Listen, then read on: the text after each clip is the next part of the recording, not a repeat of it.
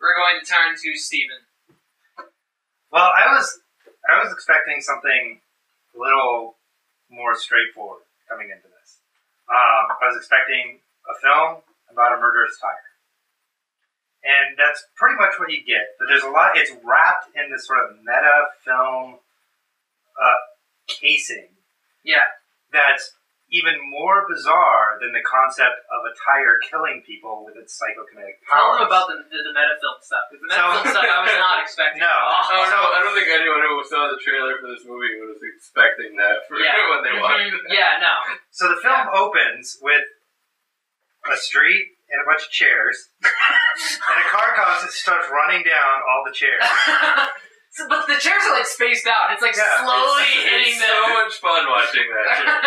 and then at the end, like, is it going to hit every single one? And there's a random guy standing there holding binoculars. Just like looking at it. And then it stops, and a man gets out of the trunk and goes into one of the best opening monologues of the film I've ever heard in my life. It is so funny in a bizarre way. I was laughing really hard. It's rare that something honestly like pushes me to like gut wrenching laughter, like especially from the beginning. And that monologue was amazing. It was amazing. Although you have to have a certain kind of sensibility to enjoy it. I imagine a lot of people seeing that opening sequence and like, this is the dumbest thing I've ever seen. Yeah. But we were still laughing about the line because he's talking about how things like stuff in movies just happens for no reason. He makes a couple good examples, and then he goes, "And in Oliver Stone's JFK, midway through, the president gets shot by a madman for no reason. We don't know why." It's just like and his reasoning after that. I can't remember the exampps, but I remember they get more and more. They get more and more absurd. Like, why can't we see the air? No reason. So it's awesome. It sets what that monologue does is it sets up the rest of the film so that you can't question anything. Like there were times where I was like, why did that? Oh yeah, no reason. Yeah, like I catch myself lapsing into what's going. Oh, never mind, no reason. Yeah, you know, and it sort of the film ends up insulating itself from criticism in a way, and comments on films that insulate themselves from criticism. Yeah. I kept thinking about Michael Bay in this and how he set himself up as a director that doesn't have to be good, that just has to provide spectacle. So there's no way to criticize that. As long as he has explosions, you can't criticize him. There's no critical way to approach his films. I was... When I watched this film, I was expecting, like you were, just a movie, a crazy, bizarre movie. Yeah. Where basically they replaced the main psycho killer with a tiger, and pretend the tiger's like a serial killer. Yeah. The meta stuff made it, in my mind, so much more. Because like what you were saying, the idea of, they have these spectators, which is supposed to, who are like watching the film with binoculars, and at times they fall asleep, at times they get up, and they also like complain about the film. Like they complain like, this is boring. Like nothing's happening. And there was sequence where he's like, whoa, this is exciting. This is probably the best scene in the film. Yeah. He's sitting there watching them watch it. Watching them watch the scene. We don't see the sequence that's supposed to be like so exciting. But at the same time, like I thought it was really cool because he shows you there's this cool moment where they bring food to the spectators who've been starving and it's poison. And naturally, they just eat it. And I thought that was a wonderful... That was grotesque. It was really grotesque. But it's a wonderful analogy for what audiences do with, like, crappy Hollywood movies. That, you know, the Hollywood movie isn't going anywhere, so they just give you something that kills you, you know, and that if you're not actually looking at the movie or looking for something, like, it will just leave you empty, and you'll just get a crappy block. Like, I thought about a lot of Michael Bay's films. I thought about Transformers in the sense that he just gives you explosions. He just gives you action instead of substance. And we eat it. And then at the end, you remember we were talking about how we get out of the theater? Yeah. And we're like... Ashamed. I feel ashamed for watching this film. What's one of the bizarrest moments you've ever seen, Brian? Well, I was going to bring up the scene in Being John Malkovich when he goes inside his own brain. Oh, yeah. And he sees all... And everyone... Malkovich. Yeah. Just... That scene in itself is just... I still don't know how they did that. It's like... No, you're right. That's really well. The whole when they crawl through and it's like mud. It's mud, and then it almost seems like flesh after you get to a point in there. It's bizarre. Yeah. Really bizarre. But then there's the movies like Kung Fu Hustle that just kind of take them. Take the Kung Fu movies and just turn them to just a bit crazy. Stephen Chow handles absurd. Have you seen Shaolin Soccer? I don't think so. I may have. There's like a moment when a soccer game turns into a war movie. Yeah. There's a moment when they start dancing Thriller. I'm pretty sure I haven't seen it. It's beyond good. Yeah, you're right. Those are really bizarre moments. Yeah. Kung Fu Hustle, though.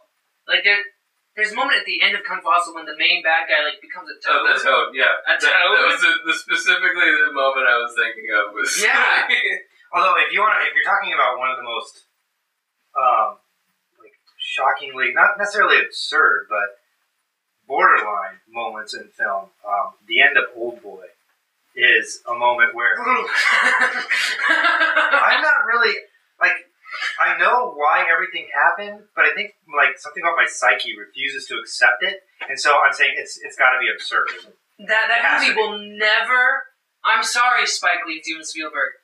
That movie will never be remade in America. No. Because American audiences cannot accept the stuff that Old Boy's talking about. Yeah. And it's hard for me to say it because I don't want to give too much away. But the way that it handles, incest, especially, and the amount of incest that is in that plot, America just won't touch it. Yeah. We won't have anything to do with it. Speaking of Old Boy, the scene where he eats a live octopus is one of the most bizarre things I've ever seen. It builds his character so well, but you're watching a man eat an actual octopus. Yeah. It's a live octopus. And his tentacles are grabbing onto his face. Crawling onto his face. Yeah. This is a creature that's clearly dying and fighting for its life. But he's a man who's just been released from prison and wants to kill someone. She's All That or Fantastic Four? Bad or worse? Let's go. Make sure that's okay. So that's a Freddie Prinze Jr. Yes, and Throwaway Girl who did one movie and disappeared. Yeah, I remember watching that and actually enjoying it. The first time I saw it. Yeah. Fantastic Four. I turned it off. I was drunk when I watched that, and I still turned it off. I was still like, "This is stupid." So pretty dumb movie. Fantastic Four is bad. It's the bottom of one of our viewers was asking us what is our favorite. I can't remember your name. I'm sorry, man. I've been drinking. It's like Godmax with a bunch of X's. Oh yeah. You're awesome. But Fantastic Four, you were asking us what our favorite comic books movie. It's not Fantastic Four. It is at the bottom. The example. It is even worse than Ang Lee's Hulk. It is. It is. Yeah. There are redeeming qualities to Ang Lee's Hulk. I frequently fight for a meditative superhero. That's not something you get to see very much. No, it's not. Yeah. But Fantastic Four is it's worse than its sequel. Is it? Maybe. That's a tough decision. But then She's All That is basically, at the end of the day, a decent romantic comedy. Yeah. Which, sometimes we bash romantic comedies, but that's a good thing. But it's it is also your typical late 90s romantic comedy. It is, but it was one of the first of those typical late 90s Freddie Prinze Jr. romantic comedies. I mean, I think this is his romantic comedy. This is the one he'll be remembered for. Yeah. Because buddy, you're not doing anything else. You're basically doing voice work for animation at this point. And Scooby-Doo, right? And Scooby-Doo sequels, yeah. Yeah. So I mean, this is I would go with She's All That because I literally could not get through Fantastic Four. Yeah. Whereas this, I watched it, I enjoyed it. It's not a movie I'll ever watch again in my entire life or recommend to anybody. Unless I'm with a pretty girl and I get to make out with her at the end. But at the end or during? Either. Anyway, you're married. No, I can think of plenty better movies that would.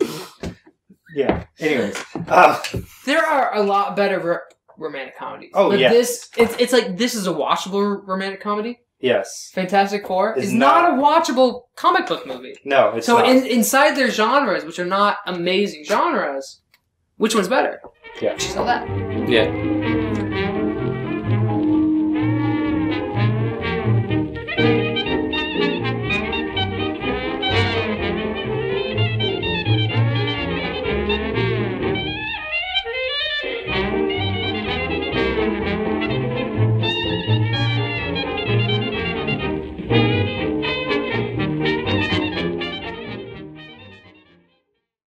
That rum is so far away.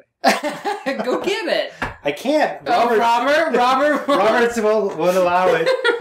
Robert's your parole. Yeah. He's your AA sponsor.